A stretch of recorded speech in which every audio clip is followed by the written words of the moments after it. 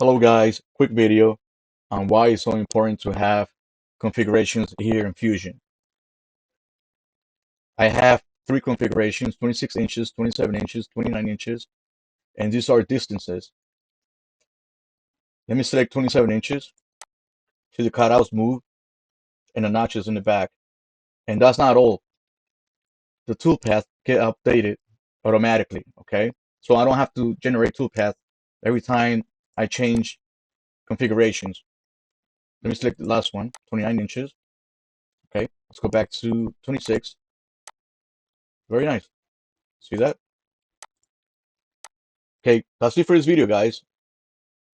I will make a new video on how I did this here in Fusion. All right, guys. Thanks for watching. Have a nice day. Peace.